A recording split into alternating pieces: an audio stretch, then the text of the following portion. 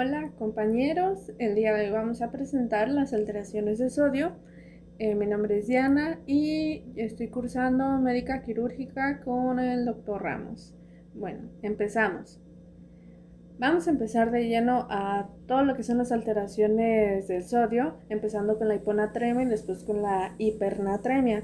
La hipernatremia, por su mismo nombre, nos menciona que la concentración de sodio va a ser menor a los valores normales. Esto quiere decir que va a estar por debajo de los 135 mil equivalentes por litro. En el caso de la eunatremia, pues se va a referir a una concentración normal de sodio dentro del rango de 136 a 145 mil equivalentes por litro. Y bueno, según su severidad, se va a clasificar en 3 grados: en el leve, moderado y grave. En el leve va a ser una concentración de 130 a 134 mil equivalentes por litro, en la moderada concentración de 125 a 129 y en la grave va a ser menor a 125. Esta clasificación es muy importante porque de esta manera podemos saber si las probabilidades de padecer síntomas neurológicos aumentan a medida que desciende la concentración de sodio. Y bueno, seguimos con la siguiente. Vamos a empezar con la explicación de la hiponatremia hipotónica. Como bien menciona aquí, pues es una forma más frecuente en la consulta clínica y se clasifica de acuerdo al volumen de líquido extracelular entre los 3 tipos: la hipovolémica, euvolémica y la hipervolémica. En el caso de la hiponatremia hipovolémica, pues se va a caracterizar por una disminución de volumen del líquido extracelular debido a pérdidas de sodio o de agua. Bueno, sí, debido a vómito, diarrea o el uso de diuréticos. En la hiponatremia euvolémica se va a presentar cuando el volumen corporal se mantiene pues aparentemente normal y el volumen sanguíneo también aparentemente normal. Pero bueno, existe como un aumento relativo del agua corporal, pero puede estar alto o normal. Y un ejemplo clásico de este tipo de padecimientos será el síndrome de secreción inadecuada de hormona antidiurética, más bien conocido como CADH. Y bueno, donde se retiene el agua sin un aumento significativo de sodio. Y finalmente tenemos la hipernatremia hipervolémica, que se observa en estados donde hay un aumento del volumen del líquido extracelular. Y esto pues va a generar un exceso de sodio, puede generar edema periférico, ascitis abdominal, aumento del peso y disnea. Para comprender esta clasificación va a ser esencial que comprender esta clasificación va a ser esencial para el tratamiento, y según el estado del paciente hiper o hipovolémico, pues bueno, va a ser el volumen en el que requerirá la reposición de volumen el paciente. Ahora pasamos a las causas de la hiponatremia hipotónica. Primero vamos a ir por las causas renales y después por las extrarrenales, que van a ser ajenos a este órgano, a los riñones. En la hiponatremia hipotónica hipovolémica va a haber una disminución del volumen extracelular.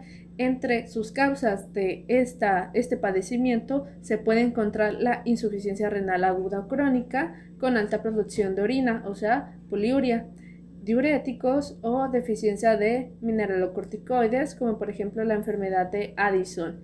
En la hiponatremia hipotónica euvolémica, pues como bien mencionábamos, los cambios van a ser normales o mínimos en el volumen extracelular. Las causas, como ya habíamos dicho, el CADH, el uso de medicamentos, la hiponatremia asociada al ejercicio y la insuficiencia renal aguda o crónica. En la hipotónica hipervolémica, o sea, el volumen elevado extracelular, Entre las causas, insuficiencia renal aguda crónica con baja producción de orina. Y bueno, por otro lado, las causas extrarrenales en la hipotónica hipervolémica pueden ser causas como la diarrea, el vómito, la pérdida de líquido dérmico, ya sea por quemaduras o sudoración, pérdida de líquido en los terceros espacios como la peritonitis o la citis, sangrados o hemorragias. Hipotónica euvolémica, una disminución en la ingesta de sal, intoxicación por agua, infusión excesiva de líquidos intravenosos, hipotónicos isotónicos sin sal. Y la hipotónica hipervolémica, las causas: insuficiencia cardíaca congestiva, cirrosis hepática y hipoproteinemia grave, como por ejemplo el síndrome nefrótico. Ahora pasamos a otro nuevo tema, que es la hiponatremia hipertónica. Bueno, es una forma pues más particular en que la concentración sérica de sodio es baja, pero la osmolaridad plasmática se encuentra elevada. Y esto generalmente por encima de los 195 milosmoles por kilogramo, pero la osmolaridad plasmática, como bien decíamos, pues va a estar pues alta. Y a diferencia de la hiponatremia hipotónica, como anteriormente pues mencionábamos, aquí el problema no es el exceso de agua, sino la presencia de solutos osmóticamente activos, porque al haber estos solutos activos en el plasma, pues va a traer más agua desde los espacios intracelulares hasta hacia los espacios extracelulares, y este desplazamiento de sodio y el sodio plasmático pues va a generar una pérdida real de sodio. Entre las causas más frecuentes va a ser la hiperglucemia, el manitol intravenoso y el uso de radiocontraste intravenoso. Y otras causas podrían incluir pues agentes que también aumentan la osmolaridad plasmática y producen pues el mismo efecto osmótico. Y por último vamos a pasar por la hiponatremia isotónica, que en la isotónica pues se define por la concentración sérica pues baja y con una osmolaridad plasmática normal, y generalmente entre la osmolaridad sérica va a ser de 280 a 295 milosmoles por kilogramo. Y bueno, este tipo de hiponatremia pues también se le conoce como pseudohiponatremia, ya que el sodio plasmático pues parece bajo en los análisis, pero en la realidad la concentración de agua plasmática pues es normal.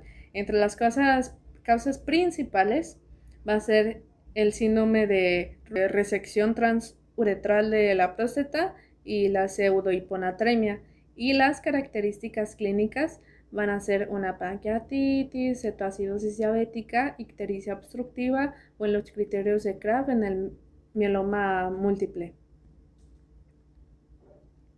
Ahora vamos con la fisiopatología y los cambios del comportamiento del líquido en la hiponatremia. Pues como bien ya habíamos mencionado, los cambios más evidentes en lo que es la hiponatremia hipotónica, hipovolémica, euvolémica e hipervolémica va a ser lo siguiente: es que en todas estas formas va a estar disminuida la osmolaridad sérica, pues sí.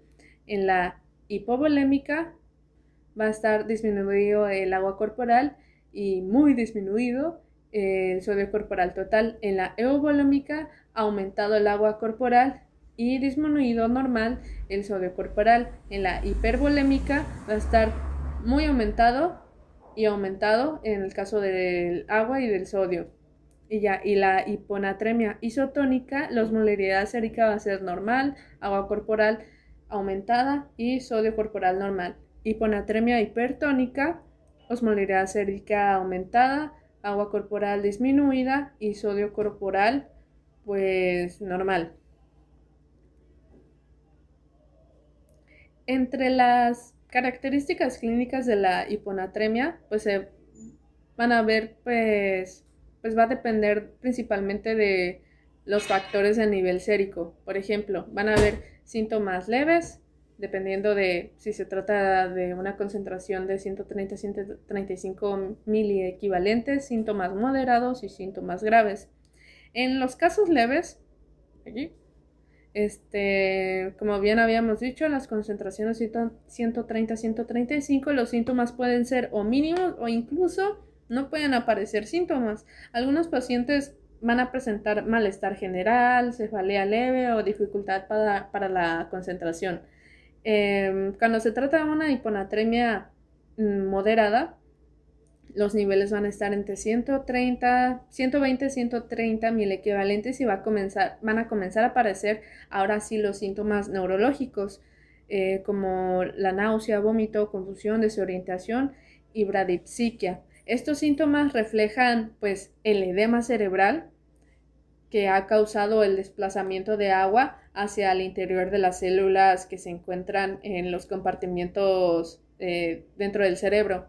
Y en los síntomas más graves, con una disminución de 120 miliequivalentes, puede presentarse manifestaciones mortales, como el estupor, convulsiones, depresión respiratoria y el coma. Y estas complicaciones se deben a un aumento de la presión intracraneal y pues al deterioro de la función neuronal.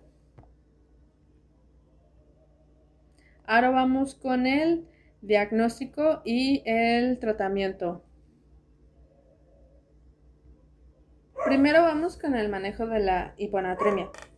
Pues bueno, primero se van a someter los pacientes a una evaluación inicial y bueno, una evaluación final y una evaluación para confirmación de hiponatremia verdadera. Se va a repetir un perfil metabólico pues para confirmar los valores. También se va a corregir la glucosa, corregirla. Y pues bueno, en el caso si el azúcar está alta, muy probablemente el sodio va a estar bajo, pero de forma falsa, o sea, va a estar bajo artificialmente. Y bueno, para confirmar la hiponatremia, pues vamos a hacerle la pregunta si es que presenta alguno de estos otros síntomas. Como por ejemplo,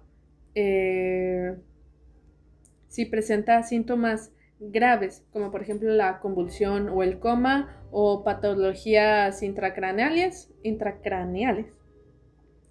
Y si es que presenta una disminución rápida de la salinidad en menos de 48 horas, ya perdió 40 miliequivalentes. Pues bueno, si la respuesta es sí a todos estos problemas, pues se va a requerir de una corrección rápida, como solución salina del 3% de manera intravenosa que sea hipertónica, una consulta a un especialista y un monitoreo constante para ver las señales de riesgo y los signos.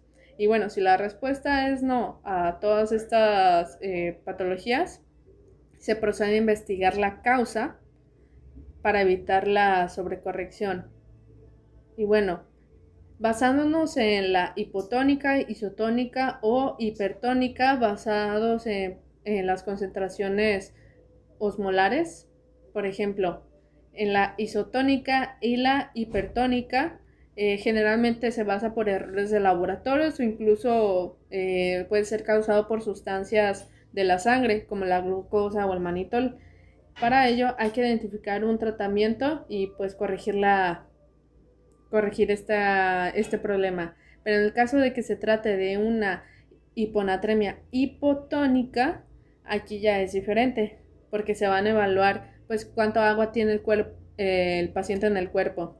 En el caso de la hipovolémica, pues va a presentar deshidratación, pérdida de líquidos y sal, y el tratamiento pues adecuado va a ser pues una corrección lenta de la solución salina a un 0.9%. Y bueno, en la euvolémica, el volumen normal va a haber como un volumen normal, ¿no? Y bueno, en el tratamiento va a tener que tener una restricción de líquidos. Y en la hipervolémica, pues va a haber hinchazón, edematización, incluso hasta falla cardíaca o cirrosis. y el tratamiento va a ser una restricción de líquidos igualmente y pues el uso de diuréticos. Y bueno, ahora vamos con la hipernatremia. En comparación a la hiponatremia, la hipernatremia se va a definir como una concentración sérica superior a 145 equivalentes. Y entre las cosas más comunes se encuentra la pérdida excesiva de líquidos, como en la diarrea o vómito, sudoración o aumento de la diuresis, incluso a una ingesta insuficiente de agua, como alteraciones en el estado mental, deterioro del mecanismo de sed, etcétera. Y desde el punto de vista fisiológico, la hipernatremia se asocia siempre como a un aumento de la osmolaridad sérica, y esto puede provocar que el agua pues se desplace desde el espacio intracelular hacia el extracelular, produciendo una deshidratación en la célula. Y bueno, por lo tanto la hipernatremia pues va a presentar una alteración grave pues en el equilibrio hídrico y va a requerir pues un manejo más oportuno, y especialmente pues en las poblaciones más vulnerables como los niños o los adultos mayores o incluso en pacientes hospitalizados. Bueno, van a estar las causas renales y las extrarrenales. Se va a presentar una hipernatremia hipovolémica, euvolémica e hipervolémica. En la hipovolémica va a haber un aumento de sodio, disminución del volumen extracelular por pérdida de líquido hipotónico. Entre las causas renales van a estar los diuréticos osmóticos, fases de recuperación como la poliuria de la necrosis tubular aguda. En las causas extrarrenales podría ser una pérdida gastrointestinal, pérdida de líquido dérmico o del tercer espacio, como la peritonitis y la citis, igualmente como en la hiponatremia. Y bueno, en las causas renales de la hipernatremia euvolémica, la concentración de sodio va a estar elevada, el volumen extracelular va a estar normal o mínimo y va a haber un déficit de agua pura. Causas renales: diabetes insípida, central o nefrogénico. En las extrarrenales va a haber una falta de agua, mecanismo de sed alterado y una ventilación mecánica. Bueno, estas son las causas. En la hipernatremia hipovolémica va a haber un aumento de sodio, un aumento del volumen extracelular por ingesta de agua hipertónica o retención de sodio en exceso de agua. Causas renales: hiperaldosteronismo primario o el síndrome de Cushing. Extrarrenales, iatrogénico, una infusión excesiva de cloruro de sodio, soluciones de bicarbonato de sodio, soluciones salinas hipertónicas, hemodiálisis, consumo de agua de mar.